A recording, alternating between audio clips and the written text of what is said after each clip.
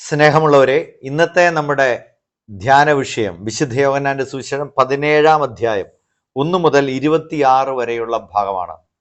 തിരുസഭ നമ്മളോട് പറയുന്നത് 20 മുതൽ 26 വരെയുള്ള ഭാഗം വായിച്ചാലും മതി എന്നാണ്. കാരണം 17-ാം അധ്യായം 1 മുതൽ 26 വരെയുള്ള ഭാഗം ഒരു അധ്യായം മുഴുവനും ഉണ്ട്. അതുകൊണ്ട് രണ്ടാമത് ഇങ്ങനെ ഒരു ഓപ്ഷനും കൂടെ നമുക്ക് നൽകുകയാണ്. ഇത് സുവിശേഷങ്ങളിലെ ഏകഭാഗമാണ്. ഈശോയുടെ പ്രാർത്ഥന അവതരിപ്പിക്കുന്ന ഏകഭാഗമാണ്. ഈ അധ്യായം മുഴുവൻ ഈശോയുടെ പ്രാർത്ഥനയാണ്. മനോഹരമായ പ്രാർത്ഥനയാണ്. ഈശോ ഉള്ളു തുറന്ന് പ്രാർത്ഥിക്കുകയാണ്. ഇപ്പോൾ നമ്മുടെ മുമ്പിൽ ഉള്ള ഒരു ചോദ്യം ഇതാണ്: ദൈവമായ ഈശോ എന്തിനാണ് ഇങ്ങനെ പ്രാർത്ഥിക്കുന്നത്? മറ്റ് മതസ്ഥരും നമ്മളോട് ചോദിക്കാൻ ഇടയുള്ള ഒരു ചോദ്യം: എന്തിനാണ് ദൈവമായിരുന്നിട്ട് കൂടെ ഈശോ പ്രാർത്ഥിക്കുന്നത്? നമുക്കതിനുള്ള ഉത്തരം ഇതാണ്: മനുഷ്യാവതാരം ചെയ്ത ദൈവമാണ് ഈശോ മിശിഹ.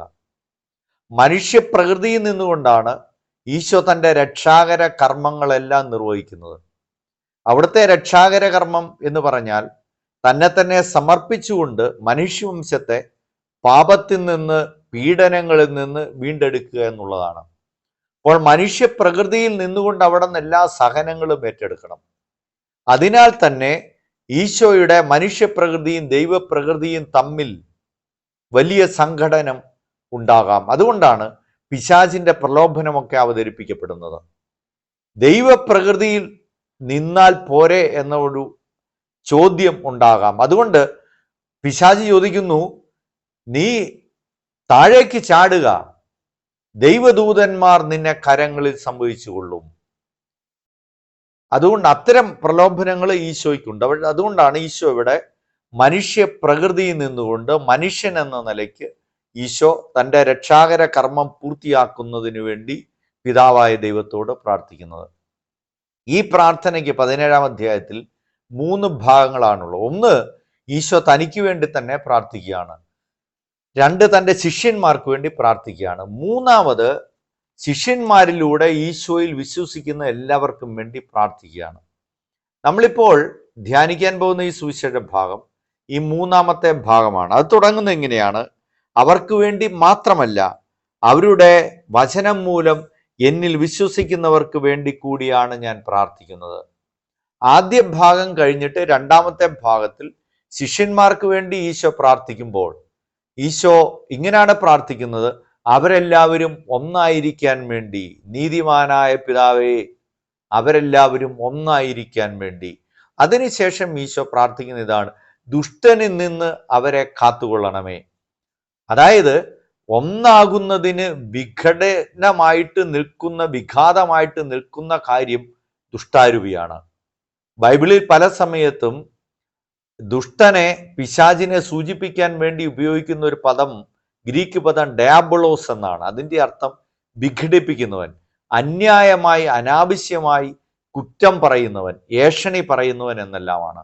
അപ്പോൾ ഐക്യത്തിന് എല്ലാ കാലത്തും വിഘാതമായി നിൽക്കുന്നത് ഈ കാര്യങ്ങളെല്ലാമാണ്. അതുകൊണ്ടാണ് ദുഷ്ടനിൽ നിന്ന് അവരെ കാത്തുകൊള്ളണമേ എന്ന് പ്രാർത്ഥിക്കുന്നത്.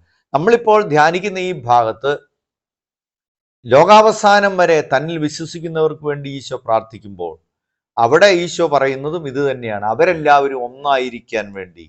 3 പ്രാവശ്യമാണ് ഈശോ ഈ പ്രാർത്ഥന ആവർത്തിക്കുന്നത്. ഐക്യത്തിനു വേണ്ടിയുള്ള പ്രാർത്ഥനയാണ്. എല്ലാവരും ഒന്നായിരിക്കാൻ വേണ്ടി, നീതിമാനായ എൻ്റെ പിതാവേ എന്ന് പറഞ്ഞ്. പ്രിയപ്പെട്ടവരെ, ഇപ്പോൾ നമ്മുടെ പാപ്പായിരിക്കുന്ന, സഭയുടെ തലവനായിരിക്കുന്ന ലയോ 14-ാമൻ പാപ്പായുടെ ആ മോട്ടോ തന്നെ അതാണല്ലോ: we are one in Christ. One in Christ എന്നാണ്, ക്രിസ്തുവിൽ ഒന്ന് എന്നുള്ളതാണ്. അപ്പോൾ ഒരു സഭൈക്യത്തിൻ്റെ വലിയ ചിന്ത പാപ്പ കൊണ്ടുവരികയാണ്. എല്ലാ സഭകളോടുമുള്ള ഒരു ആഹ്വാനം കൂടെയാണ്. നമ്മൾ ക്രിസ്തുവിൽ ഒന്നായിരിക്കുന്നു എന്നുള്ള വലിയ ചിന്ത. അപ്പോൾ ഈ പ്രാർത്ഥന അവസാനിപ്പിക്കുമ്പോൾ ഈശോ ഇങ്ങനെ പ്രാർത്ഥിച്ച് നിർത്തുന്നത്: അങ്ങയുടെ നാമം അവരെ ഞാൻ അറിയിച്ചു, അവിടുന്ന് എനിക്ക് നൽകിയ സ്നേഹം അവരിൽ ഉണ്ടാകുന്നതിനും ഞാൻ അവരിലായിരിക്കുന്നതിനും വേണ്ടി ഞാൻ ഇനിയും ഇത് അറിയിക്കും. എന്ന് പറഞ്ഞാൽ ഈ ഐക്യം ഉണ്ടാകുന്നത് ഈശോ നമ്മളിലായിരിക്കുമ്പോഴാണ്. ഈശോ നമ്മളിലായിരിക്കുമ്പോൾ അവിടുത്തെ സ്നേഹം നമ്മളിൽ കുടികൊള്ളും. ആ സ്നേഹത്തിൽ നിന്നാണ് ഐക്യം ഉണ്ടാകുന്നത്. എബ്രഹാം ലിങ്കനോട് ഒരിക്കൽ ഒരു ആ, ഒരു മാധ്യമപ്രവർത്തകനാണെന്ന് ചോദിക്കുന്നുണ്ട്, what is disturbing you the most when you think about your spirituality എന്ന് ചോദിക്കുന്നുണ്ട്. താങ്കളുടെ ആത്മീയ ജീവിതത്തിൽ തങ്ങളെ ഏറ്റവും കൂടുതൽ ഡിസ്റ്റർബ് ചെയ്യുന്നത് എന്താണ്? അപ്പൊ അദ്ദേഹം പറയുന്ന ഇതാണ്, so I think what is most disturbing me is the thought that whether Jesus is with me, ക്രിസ്തു എൻ്റെ കൂടെ ഉണ്ടോ എന്നൊരു ചിന്തയാണ്. When I take A decision, ഞാനൊരു തീരുമാനം എടുക്കുമ്പോൾ മിശിഹ എൻ്റെ കൂടെ ഉണ്ടോ എന്നുള്ള ചിന്തയാണ് എന്നെ ഏറ്റവും അലോസരപ്പെടുത്തുന്നത്. പ്രിയപ്പെട്ടവരെ, ഇവിടെ പറയുന്ന ഈശോ പറയുന്ന ഇതാണ്, ഞാൻ അവരിലായിരിക്കുന്നതിന് വേണ്ടി, അങ്ങനെ എൻ്റെ സ്നേഹം അവരിൽ കുടികൊള്ളുന്നതിന് വേണ്ടി, അങ്ങനെ അവർ ഒന്നായിരിക്കുന്നതിന് വേണ്ടി. അപ്പോൾ ആ ഒരു കാര്യമാണ് പ്രധാനപ്പെട്ടത്. നമ്മൾ ഈശോയിലാണോ, ഈശോ നമ്മിലുണ്ടോ, ഈ കാര്യങ്ങളെല്ലാം പ്രധാനപ്പെട്ട കാര്യം. നമ്മൾ പ്രായോഗിക ചിന്തയിലേക്ക് വരുമ്പോൾ ഒന്നാമത്തെ ചോദ്യം ഇതാണ്, are we a unifying factor? നമ്മൾ ഐക്യപ്പെടുത്തുന്ന, ഒരുമിപ്പിക്കുന്ന ഘടകമാണോ? ഞാൻ ഓർക്കുന്നത് ഒരു കോളേജിന്റെ പ്രിൻസിപ്പളിനെ കുറിച്ച് ഇങ്ങനെ പറഞ്ഞതാണ്.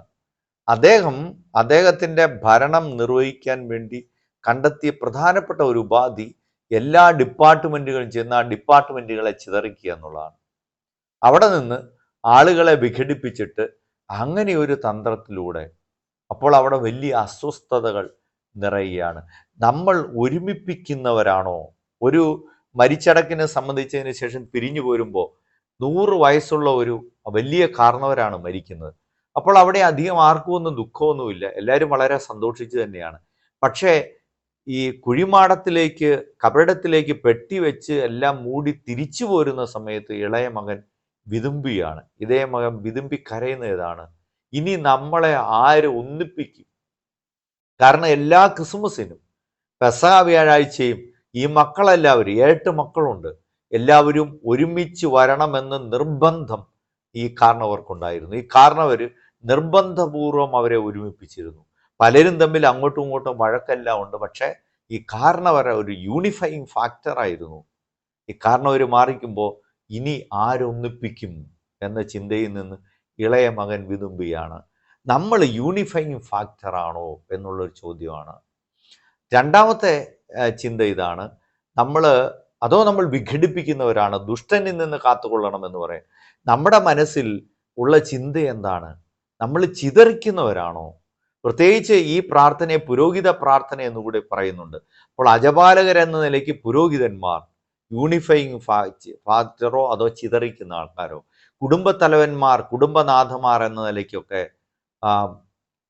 എല്ലാവരും, മക്കളെയെല്ലാം പേരക്കുട്ടികളെല്ലാം ഒന്നിപ്പിക്കുന്നവരാണോ അതോ ഏഷണിയൊക്കെ പറഞ്ഞ് ചിതറിക്കുന്നവരാണോ? അനാവശ്യമായ കുറ്റാരോപണം നടത്തി ചിതറിക്കുന്നവൻ എന്നാണല്ലോ ദുഷ്ടാരൂപിയെക്കുറിച്ച് ഗ്രീക്ക് പദം ഡയാബോളോസ് എന്ന് പറയുന്ന പദത്തിൻ്റെ അർത്ഥം. നമ്മൾ എങ്ങനെയുള്ളവരാണ്? അങ്ങനെ ചിതറിക്കുന്നവരാണോ എന്ന ചിന്ത നമുക്കുണ്ടാകണം. മൂന്നാമത്തെ പ്രധാനപ്പെട്ട ഒരു ചിന്ത ഇതാണ്, നമ്മൾ പ്രാർത്ഥിക്കുന്നവരാണോ? ഈശോ അവരെല്ലാവരും ഒന്നായിരിക്കുന്നതിന് വേണ്ടി, നമ്മളെ ഭരമേൽപ്പിച്ചിരിക്കുന്ന ആളുകൾക്ക് വേണ്ടി നമ്മൾ പ്രാർത്ഥിക്കുന്നുണ്ടോ? ഞാൻ ഓർക്കുന്ന ഒരു പുരോഹിതനെ കുറിച്ച് അദ്ദേഹം തന്നെ പറഞ്ഞതാണ്, എല്ലാ കുർബാനയുടെ ശേഷവും അദ്ദേഹം കുറച്ചധികം നേരം അവിടെ ഇരുന്ന് പ്രാർത്ഥിക്കും. അദ്ദേഹത്തിൻ്റെ പ്രാർത്ഥന ഇതാണ്, എന്നെ ഭരമേൽപ്പിക്കപ്പെട്ടിരിക്കുന്ന ഈ സ്ഥലത്ത് ദൈവമേ, ഒരു കുഞ്ഞിനും ഒരു ആപത്തും ഉണ്ടാകരുതേ, ഒരു കുടുംബത്തിലും ഒരു അനിഷ്ടമുണ്ടാകരുതേ, ഭാര്യ ഭർത്താക്കന്മാർ വേർപിരിഞ്ഞു നിൽക്കുന്ന ഒരു സ്ഥിതി ഇവിടെ എങ്ങും ഉണ്ടാകരുതേ, സാമ്പത്തികമായി കഷ്ടപ്പെടുന്ന മനുഷ്യരുണ്ടാകരുതേ, അങ്ങനെയുള്ളവരുണ്ടെങ്കിൽ അവരെ സഹായിക്കാൻ പറ്റുന്ന ഒരു മനസ്ഥിതി എല്ലാവരിലേക്കും കൊണ്ടുവരണമേ. അങ്ങനെ എല്ലാവർക്കും വേണ്ടി പ്രാർത്ഥിക്കുന്നവരാണോ നാം? നാലാമത്തെ കാര്യം ഇതാണ്, ഈശോ പറയുന്നു, ഞാനിൽ അവരിലായിരിക്കുന്നതിന് വേണ്ടി. നമ്മൾ എന്തുമാത്രം നല്ല ബന്ധമാണ് ഈശോയുമായിട്ട് നമുക്കുള്ളത്? നമ്മളെന്ന് സുവിശേഷം വായിക്കുന്നവരാണോ? നമ്മൾ കുമ്പസാരിക്കുന്നവരാണോ?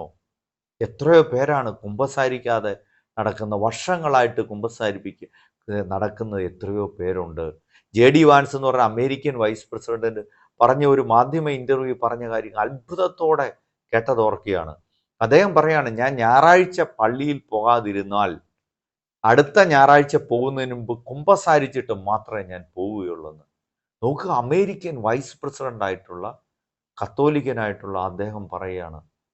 നോക്കൂ, അപ്പോൾ ആ തരത്തിൽ നമ്മൾക്ക് മിശിഹായുമായിട്ടുള്ള ബന്ധം എന്താണ്? നമ്മൾ ഐക്യപ്പെടുത്തുന്നവരാണോ? ഐക്യത്തിന് വേണ്ടി ആഗ്രഹിക്കുന്നവരാണോ? നമ്മിൽ ഐക്യത്തിന് വേണ്ടി ആഗ്രഹിക്കുന്നവരാകുമ്പോഴാണ് നമ്മിൽ പരിശുദ്ധാത്മാവിൻ്റെ സാന്നിധ്യമുണ്ട്, പ്രവർത്തനമുണ്ട് എന്ന് നമുക്ക് പറയാൻ പറ്റുന്നത്. അല്ലെങ്കിൽ നമ്മിൽ മറ്റരൂപികളാണ് ഉണ്ടാകുന്നത്. ഒരു അധ്യാപകൻ്റെ അടുത്ത് വന്നിട്ട് വേറൊരു അധ്യാപകൻ വന്നിട്ട് പറയുകയാണ്, എല്ലാവരെയും കുറിച്ച് കുറ്റം പറയുകയാണ്, ഏഷണി പറയുകയാണ്. അപ്പോൾ ആ അധ്യാപകൻ പറയാണ്, ആ സാരമില്ല പോട്ടെ, അയാൾ പറയുന്ന ഒരു കാര്യത്തിലും ഈ അധ്യാപകൻ വീണു പോകുന്നില്ല. അതുകൊണ്ട് 1.5 മണിക്കൂർ കഴിഞ്ഞ് ഈ ഏഷണിയെല്ലാം പറഞ്ഞിട്ട് അയാൾ പിറുപിറുത്തുകൊണ്ട് പറഞ്ഞു പോവുകയാണ്. ഈ ഈ ഈ മനുഷ്യനോട് പറഞ്ഞിട്ട് ഒരു കാര്യമില്ല. ഇപ്പോൾ നമ്മൾ പ്രിയപ്പെട്ടവരെ, അത് ഈ കഴിഞ്ഞ ദിവസം ക്ലീമീസ് ബാവ ഈ മലയാള മനോരമ ചാനലിൻ്റെ ഒരു റിപ്പോർട്ടർ ഇൻ്റർവ്യൂ നടത്തുമ്പോൾ പറയാം, എങ്ങനെയാണ് ഈ പാപ്പ തെരഞ്ഞെടുപ്പിനെ കുറിച്ച് പറയാം. അപ്പോൾ അദ്ദേഹം പറയാണ്, ഇത് വർക്കിംഗ് ഓഫ് ഹോളി സ്പിരിറ്റ് എന്ന് പറയുന്നതിനെ കുറിച്ച് അദ്ദേഹം പറയാണ്, എങ്ങനെ അത്ഭുതാവഹമാണ്. ഈ സിസ്റ്റൈൻ ചാപ്പലിൻ്റെ ഉള്ളിൽ കയറിയിട്ട് ആരും അങ്ങോട്ടും ഇങ്ങോട്ടും ഒന്നും ആരുടെയും പേര് പറയുന്നില്ല. അവസാനം ഒരു യൂണിഫൈങ് ഫാക്ടറിലേക്ക് എത്തുകയാണ്. അതാണ് ഹോളി സ്പിരിറ്റിൻ്റെ പ്രവർത്തനം എന്ന് പറയുന്നത്. നമ്മളെ സംബന്ധിച്ച് നമ്മൾ ഐക്യപ്പെടുത്തുന്നവരാണോ ചിതറിക്കുന്നവരാണോ എന്ന ചിന്ത കാതലായ കാര്യമാണ്. ഈ പുരോഹിത പ്രാർത്ഥനയുടെ നടുവിൽ നിന്നുകൊണ്ട് നമ്മൾ ധ്യാനിക്കേണ്ടതും പ്രാർത്ഥിക്കുന്നതും, നമ്മളൊരു സമൂഹം എന്ന് we are one in Christ എന്നുള്ള ലയോ പാപ്പായുടെ ആ പ്രബോധനത്തിൽ നിന്നുകൊണ്ട് ക്രൈസ്തവ കൂട്ടായ്മയുടെ ആ സംസ്കാരത്തിൻ്റെ ഒന്നിപ്പിന് നമുക്ക് പരിശ്രമിക്കാം. ഈശോ നമ്മെ അനുഗ്രഹിക്കും. Subscribe now and press the bell icon. Never miss an update.